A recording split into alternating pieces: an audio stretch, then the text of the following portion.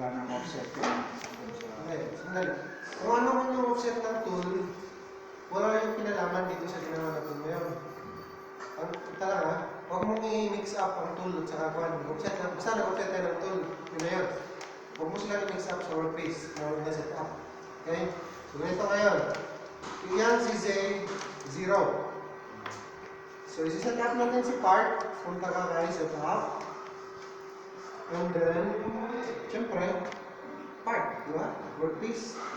So, makikita mo, first na nagpakita is si X. So, yun yung next axis mo lang hanggang dumating ka kay Z. Kasi yan ang i-set up natin. Now, nakaposition tayo ngayon sa Z0. So, dapat ang part position is 0. Okay? But, tinatanong niya dito kung anong tool ang ginamit mo para malaman niya kung anong distance. Kasi alam niya mga distances, height ng mga tools mo eh. Diba? Kasi sin-offset mo na nga sa tool. Diba? So, sabi niya, ano ang tool number na ginamit mo? Tool number 1 ang ginamit natin ngayon. So, enter mo si 1, and then, set mo na. Pag sinabi niya part 0 accepted, yun ba yun? Yan na ZZ0 mo. Ang ginamit mo pang sukat sa Z0 is tool 1, which alam niyo makina kung ano ang height niya. So ngayon, lahat ng tool na in-offset mo, mag-a-adjust sila dyan sa 0 na yan. Tama? Yun na yun. So, good na Z0. Little check mo.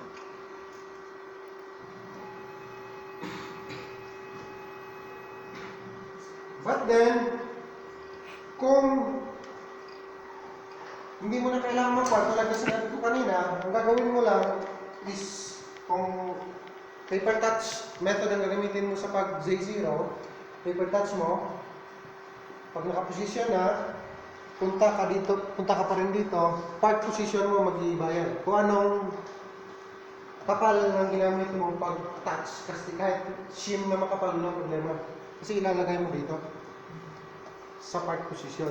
Tapos, si tool, kung anong tool din. Kasi, for example, tool tray, ginamit mo, ang height ni tool tray, at saka ang position, at saka yung ginamit mo na shim, for example, ang kapal niya, ibabawas niya yun para makuha ang 0. So, lahat na yun nandun na. So, dapat nakaspecify yung lahat na. Okay? Kung paper touch method.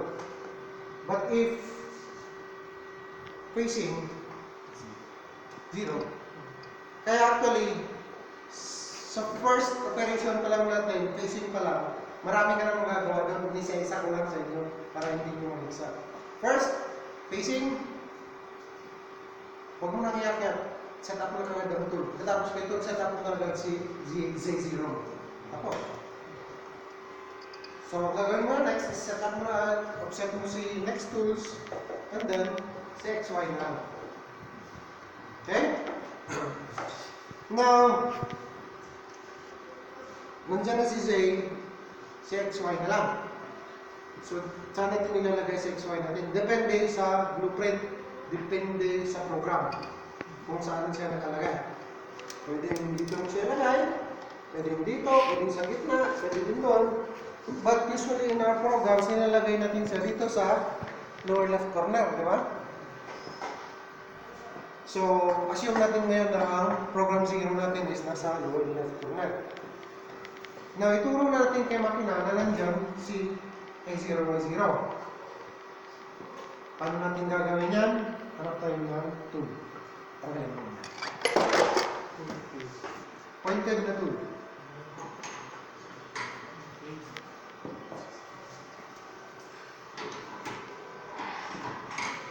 Now, ang gagawin mo lang is nahin mo si tool dito. Ituro mo siya sa not necessarily na mag-touch siya.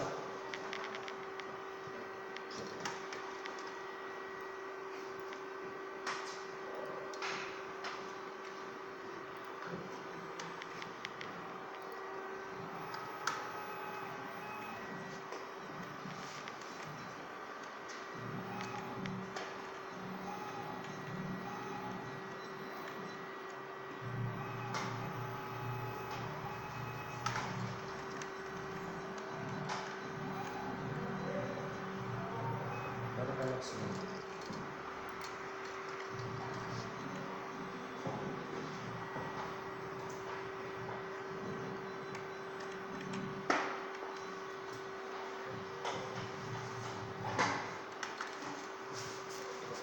Dapat, pag nasa corner siya, yung point niya. Kailangan dikit, sir. Yung pinaka-point ng tool, ay tutulong siya dun sa pinaka-corner. Kung doon naman, 0 na 10.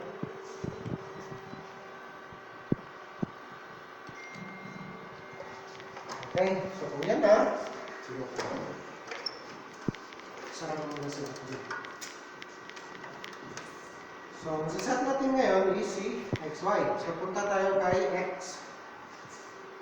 Click mo lang sa next axis. So, yan na si X. So, nakapoint siya kay X 0. So, dapat ang position mo is, part position is 0. And then, may iba pa dito, edge finder diameter at saka approach from. But for now, huwag mo natin galawin yan. Hindi tayo nagamit ng edge finder. So, dito ang tandaan nyo, pag hindi kayo nagamit ng edge finder, dapat ang value dito is 0. Okay? Kasi kung may value yun, magkaka-apekto yan sa position. Okay? So, part position is 0. X. Puntahan mo lang si set. Set mo lang. Okay, share of subted ko na. Now, punta na tayo kay Y. Diba? Set na si X, so yan na si Y. Nililipat natin dito, hindi. Hindi na, diba? Kasi yan ang nag-0Y0 natin yan. So, meaning, dyan din si Y0. So, part position is still 0. Ano yung finder diameter, 0 din yan. Huwag natin galawin yan. So, yan na. Set. And then, sabi niya is part 0 accepted.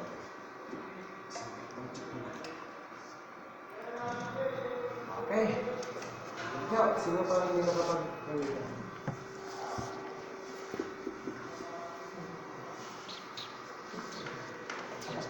Ay, ikaw. Sige. Ay, ito.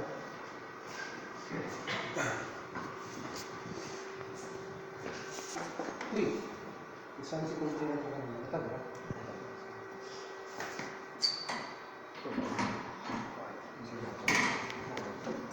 Now, ganito yan. Nag-set na natin tools natin. Sinabi na natin kay makina yung work offset natin. Paano natin malalaman kung tama yun? It's the moment of truth kung tama ba ang setup mo. Kailangan mo i-check mo na ang setup mo bago ka mag-run ng program. Baka sablay yung ginawa mo eh. So, may tinatawag tayo sa... Ibalik mo muna siya sa main menu. Yan. May tinatawag tayo na MDI. Anong meaning na MDI? Manual Data Input. Okay? So, manual data input is manual na. Manual yung input ng codes na iraran yung machine. So, gagamitin natin yun para manually ma-verify natin yung offset na ginawa natin. Okay, so ang gagawin natin is parang nagpo-program tayo but manual. So, ano bang unang ginagawa natin sa program? Heading, diba? Ano una sa heading? Safety block. Diba? So, sige, i-enter mo ang MDI. Tapos, itong space na to, ito ang sinasabi na ni machine na dyan mo i-enter si Kwan. Lagyan mo ng space. G40, G49, G90. G80, G90. Wag mo na lagyan ng Kwan. Enter. Pag enter mo, hihingi pa yan ng confirmation. Cycle start. Cycle start. Yan. Green. Okay, malalaman mo kung in-execute na niya yung code or block kasi wala nang laman to. Okay? Next block is, anong tawag sa block na yun? Work setup. Yan. Tatawagin mo na doon ngayon ang setup na ginawa mo. Ngayon lang. Which is G54. Di ba?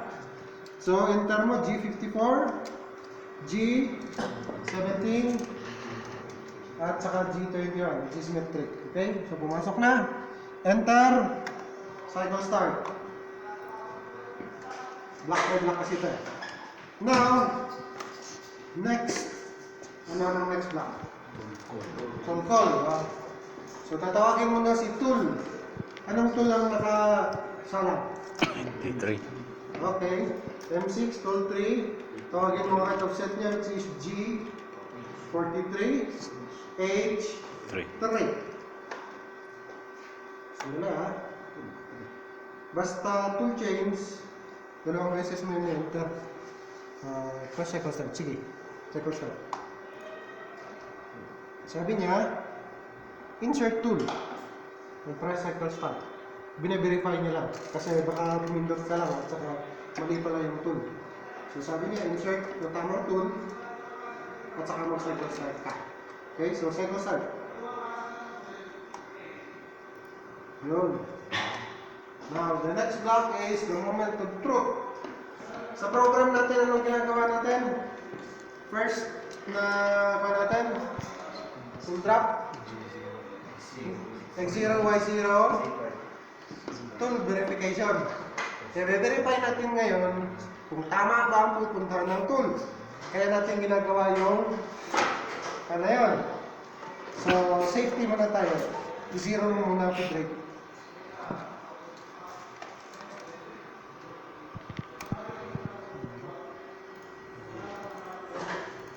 Zero set. Zero mo. Kahit mga 2010, okay lang. Mababa na yan.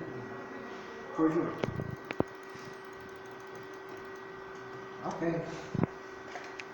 So, enter mo na.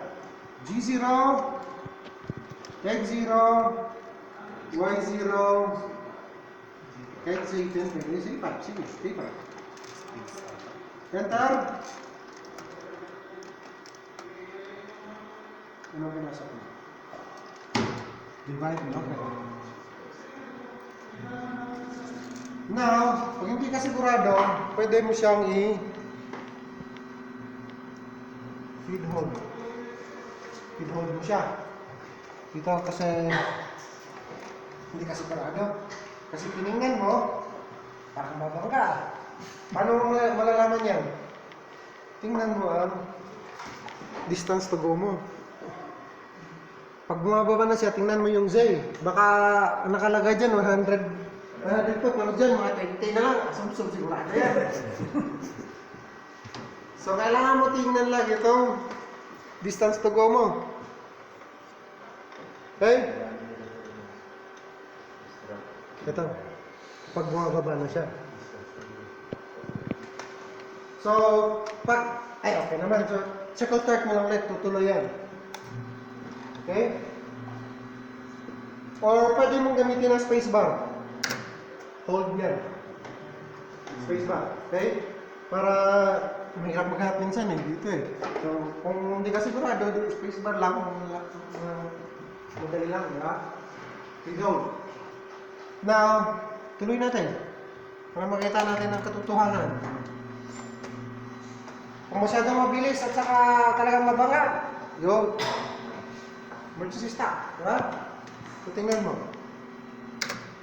Anong distance dyan? Negative 25. 25. Distance to go. Totoo siya?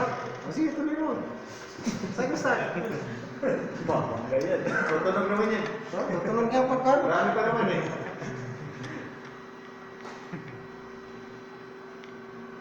Yan na.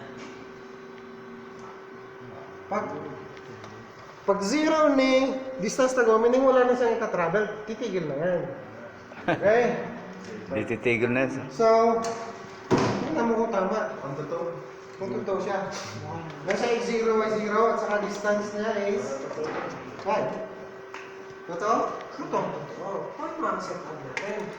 Next one. O, di ba? Ganun na. Set up. First, set up the tools, set up the workpiece, and you're done. Pwede na naman lang ng program. Double program yan. Sa ibang na tools mo. Yan ang workpiece. After every offsetting or setting, verify. Right? Verify always. So, pwede na lang practice.